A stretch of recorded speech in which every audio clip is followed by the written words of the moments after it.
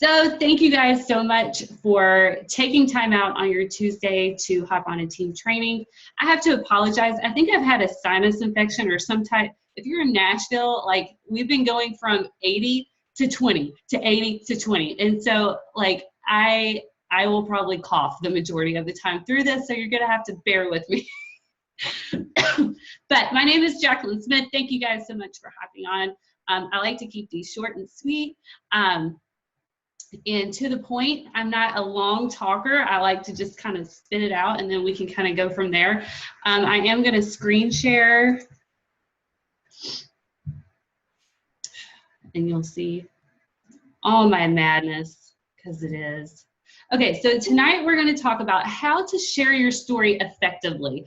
And I used to be one to like go all out on PowerPoint. Like when I learned how to make PowerPoint presentations, I was like, oh, this is amazing. And so now I have like 3 slides. So, but how to share your story effectively. If you don't know who I am, I know a lot of you guys are on my team or you've been around the business for a while. But my name is Jacqueline Smith, like what I've said. I actually just celebrated my 6th year being a Beachbody coach. That is the longest time I have ever worked somewhere, period. So I feel like that's a huge accomplishment all in itself. But when I started, I think I started coaching the same way that a lot of people do. And it's that very like general basis. It's like, hey, I got my shake, I worked out, and then you don't share really anything else. And so in turn, you wonder why you're not connecting with people. And that's kind of how I did for a long time. And where did that green line come from? That's so weird. I think it just happened. I don't think I've seen it the whole time. Anyways, but I got really frustrated because I felt like that I was not connecting, that I wasn't growing in my business whatsoever. And so I had to take a hard look at myself and learn what I was doing and what my followers needed to see from me. And so one thing that I learned was that it was time to be me. It was time to quit sharing the Shakeology post, which I think the Shakeology posts are great, but to put more thought and effort into every single post. And in turn, my blanket posts had to go away.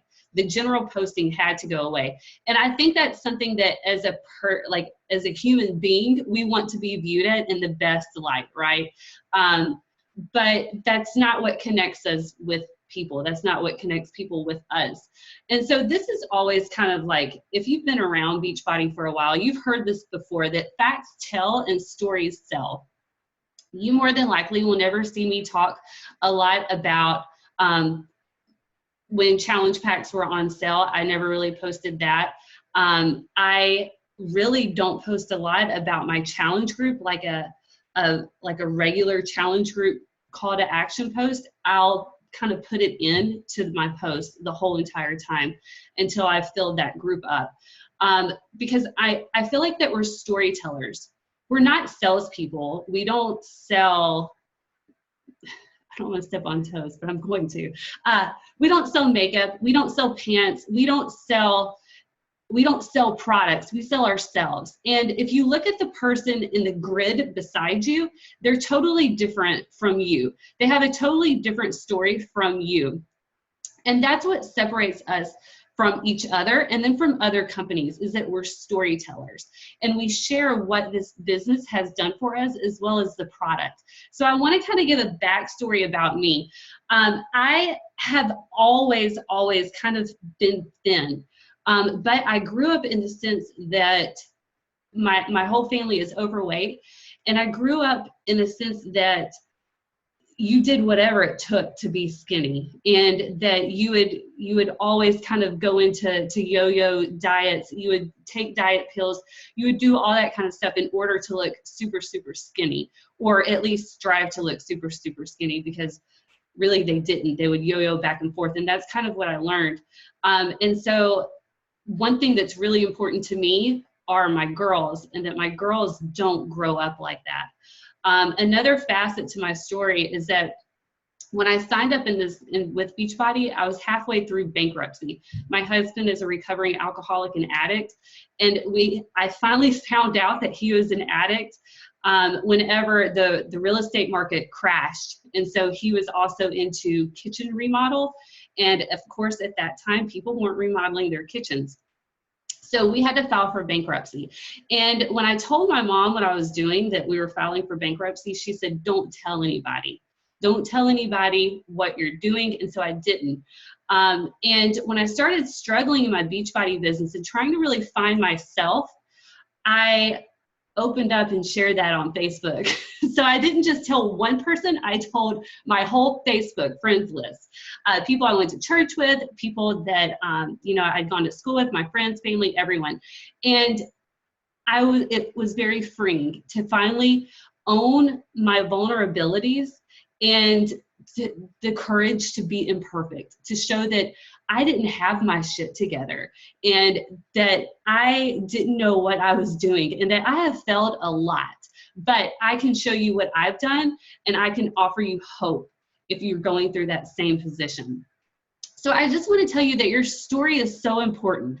Your story is the most important thing that you own. It's not the products, it's you, it's your story. People come to you because of you.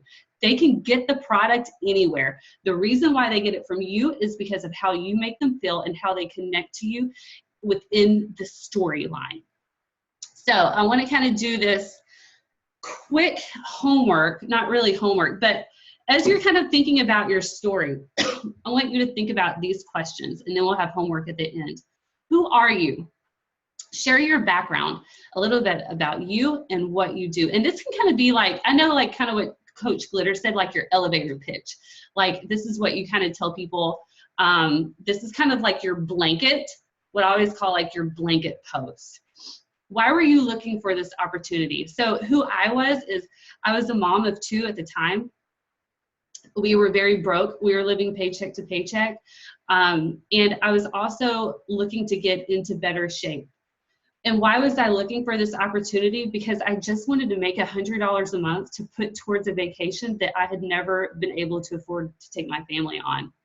How did you find out about your business? And why did you decide to join? I found out because when I bought Insanity, I was assigned a free coach, and she offered me this opportunity with love and her friendship. What results have you seen or do you hope to see? And I want to highly emphasize hope to see, because there's so many people on here that don't have a 6-figure business, that don't have Lisa's 7-figure business.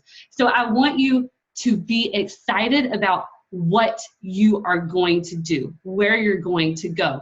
So the results that I have seen at the very beginning when I signed up as a coach was whenever Lisa had quit her job at the corn refinery plant in Decatur. And I didn't know what I was doing. I was just so excited that I was a coach, and I knew nothing about the business, but I knew that Lisa had quit her job and that I wanted to do the same, and that I wanted to make a bunch of money, and that I wanted to be able to do X, Y, Z, and I wanted to go on vacation. And that excited, and literally, like I would say it like that. As I was typing, I would be smiling, exclamation mark, exclamation mark, exclamation mark. You could tell the excitement that I had with every single person that I talked to or my posts. So if you don't have a story yet, where are you going? Because that drive and that dream is what's going to draw people in. The results that you have seen, what have you seen? Have you made your first $14 in your team cycle bonus? Have you sold your first bag of Shakeology and received $29? That's a big deal. What did you do with that $29? It didn't just disappear. It maybe went into in your gas for your car to get to work. Maybe it paid for your water bill. Maybe the $14 just bought you a cup of coffee and there's like more lives. That is the craziest thing. Anyways, it'll be all scribbled on and I'm not sure how. But maybe it was just $14 and you bought yourself a cup of coffee and you sat down and just relaxed. That you might not have been able to buy for yourself or splurged for yourself had you not had this. So it doesn't have to be a six-figure success. It just has to be something. And it being excited about where you are going, what you are doing, and constantly sharing that all the time. I knew that I wanted to make, I love the Facebook on this day because I go back and it's like, I made my first $600. Now I'm going to start making $1,000. And I was like, I don't know how I'm going to make $1,000. I'm just going to. And so it's really cool to kind of see how my business has progressed and how that excitement was back then. And I know that I tend to not share that now. And I feel like I should, because that's what drew people in, was that excitement. And they saw you grow, just like your fitness journey. They see you losing that 1 pound a week. That 1 pound that you've lost was a big deal to you. So why would $1 not be a big deal to you? It's $1 that you didn't have. It's 1 pound that you just lost. So what has excited you the most? Is it the friendship? Is it the product? What has the product done for you? Is it just being a part of something more than just an everyday mundane life? And save the best for last. What are you most excited about accomplishing? I remember I earned my first Success Club trip to Disney. And that was a real defining moment for me, was because that was my goal, was to take my family on a vacation. And so when I found out that the Success Club trip was in Disney on Callie's birthday, my middle child, I wanted to earn that trip for her, and I wanted to go. And so that was my goal, and I always talked about that. And so when I got to Disney, they had the reserve, and if you've gone to a Beachbody event, they have the reserve seating for elite. And so Tina, my upline coach, took a picture of me beside it, and I said, I'm gonna be here. I'm gonna be in that reserve seating. And you know, it wasn't the money, it wasn't anything. It was just being in that reserve seating that I was the most excited about. And so I took that picture before I ever really put into place a plan in order to even get there. It was just that excitement to be an elite coach. Or if you've been in the business, what are your exciting achievements? Make it meaningful. Dig deep into your story. And what will this business do to your family? So I want you to really kind of think about that as you're sharing your story. So this is kind of your blanket. This is kind of like a general when you're talking to people, but I want you to dig a little bit deeper. So I want you to pick a couple of things. Like for me, a big thing is about money, because we were in bankruptcy. I feel like I'm looking down at you guys now. I'll have to move you back up here. I feel like I'm going like this. So I want you to pick a couple of things, and then I want you to share stories about that. And I've been working in a boot camp with a couple of my coaches.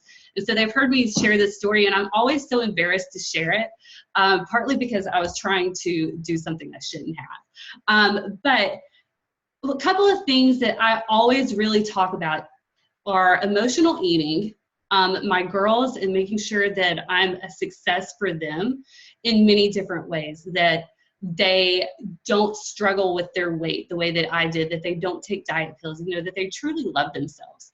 And then I have my stories for that. And then for money, because we were in bankruptcy with the addiction and then the downfall of the market in 2007, 2008. So I want you to pick a couple of main things. And it doesn't have to, like, we filed bankruptcy 3 years before I signed up as a coach. My childhood, of course, happened way before I signed up as a coach, but that's what made me to who I am. So it doesn't have to be that you signed up as a coach because of X, Y, Z. All this stuff happened to you in your life to make you who you are, to make certain things important to you now. So like what I said, for me in my childhood, that determines how I treat my girls and how I want my girls to view their bodies. And another big important thing to me is money, that I have always worked super hard, but because of my choices, I didn't go to college, and I've always made probably $20,000 a year working in daycare or as a dental assistant. So those things made me to who I am. And then I want you to dig deep. So there's always like small memories, you know, that kind of pops up in your head. And those are the stories that you're going to share, that you're going to breadcrumb, and that you're going to dig a little bit deeper into your followers. And that's what's going to start connecting you. So bear with me, because this is such a terrible story, but it came to my mind. And so I've kind of been using it, because it's like, my blanket statement is that I filed bankruptcy and that I made a lot of crummy decisions. But one story that kind of popped up in my head, I was watching a documentary on Heath Ledger. And so when we were in the throes of, literally, we would make $50 a week to live off of for groceries, gas. My son, we only just had Trey at the time, and so getting him to school, and he went to school 30 minutes away. And so we had nothing, and we would go to my in-laws to eat dinner. We had no food, we had nothing. And so we owed a bunch of money to Blockbuster. So everyone remembers Blockbuster. If you got above a certain amount of rental fees, you couldn't rent movies. And so there were no red boxes. And so I wanted to watch The Dark Knight, and I was like, okay, I'll go buy The Dark Knight, we'll watch it, and then I'll return it. Because there was no other way that we could even watch it. And so sure enough, you can't do that if you've ever tried. And I remember bawling my eyes out, because I just spent $20 on a movie that we couldn't even afford to have bought in the first place. And I was trying to cut corners. And so that's a story within a story, if that makes sense. So your blanket story has memories. You have memories into your dark moments. You have memories whenever you weighed your heaviest, and how did you feel whenever someone looked at you differently? Or I remember when I was little, I had a cousin that told me I had thunder thighs, and that stuck with me forever. Like, if I ever hear thunder thighs, then I'm like, no, don't say that. Because it just sparks a memory in my head. And so we all have those tiny, tiny stories that we can share, and that we can offer hope and say, you know what, I went through this. This is what I learned from it. Because that's all you're doing, is sharing every single bit of that story in tiny different ways. So don't do like a long post. Do like, before Beachbody, where were you? Even if it was 10 years ago, how did you feel when something bad happened to you? What was your lowest moment? What was that moment where someone said something to you, or when you looked in the mirror, or whenever you ran your debit card and you couldn't afford something, or whenever your child said that they wanted to sign up for baseball and you didn't have the money for sign up, nor the money for the cleats or the bat? How did you feel in that moment? And then now, thanks to Beachbody, where are you now? How is it better? How are you better than that person back then? Where are you going from there? So you're sharing them your struggles, and then you're offering them hope. And that's what I really want you to start digging into your story, instead of blanket in general comments. So for homework, I want you to write out your Beachbody story. Before Beachbody, blah, blah, blah. I was broke. I was overweight. I struggled with dieting. I yo-yoed back and forth. And even like, I don't have a huge weight loss story. I struggled more with emotional eating and with binge eating and yo-yoing back and forth. So don't feel like as if you even don't have a physical story, that you don't have a story, because you do. Everyone has a story. It doesn't matter how big or small it is. I found Beachbody when blank. How did you find it? What did you do? How did you feel? How did you feel when you clicked order now? And because of Beachbody, how are you different? What have you done differently in your life? How do you feel? What's something positive that has came out of this? So let me click off of this. There's a lot more people on there. So I want you guys to really kind of start thinking more along the lines of your story and small facets to it. So not just general, because that's not what's going to connect you to people. People love success, but they love more the struggle, and they want to know how you have overcame something. And if you're I'm a huge Dave Ramsey fan. I love Dave Ramsey. Yes, Stephanie. I see you making faces at me. He always says that the reason why we are where we are right now, the reason why we signed up with whatever we signed up with, is because we don't want another person to feel the way that we did back then. So in your lowest moment, how did you feel? How did you feel? How did you feel? Depressed? Were you anxious? Did you struggle? In what type of way? We've all struggled. No one has had a perfect life. It's just a matter of tapping into those deep, vulnerable moments and sharing those and offering hope in that aspect. So I'm going to open it up. If anyone has any questions, I'm pretty sure you can unmute yourself. If not, we can close it out early.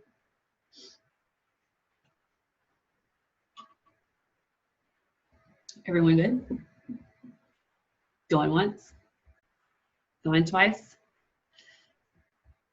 All right. Well, thank you guys so much for oh, I see a chat.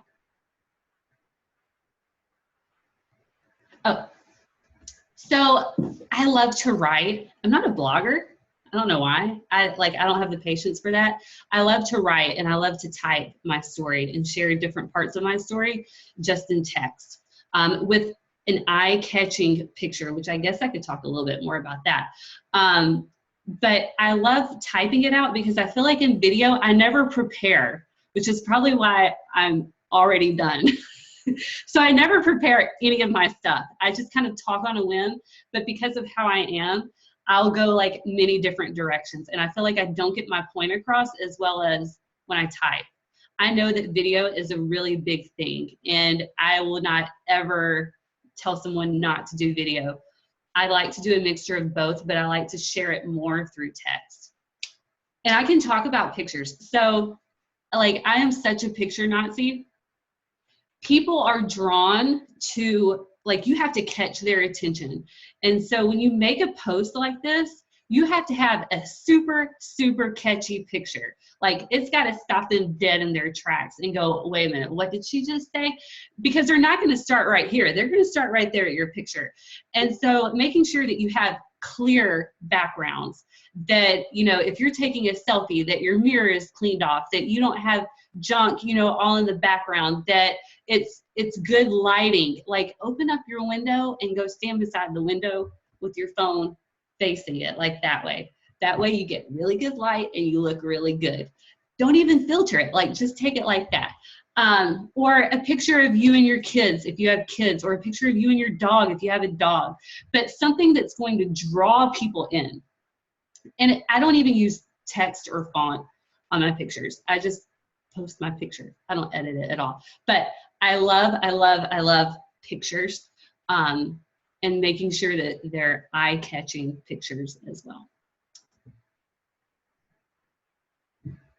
Any other questions, comments? So make sure that you start working on your huge blanket statement, your why, your story, and do it for your physical self, and then also do it for your business, because I feel like that people tend to share their physical aspect of Beachbody over their business aspect.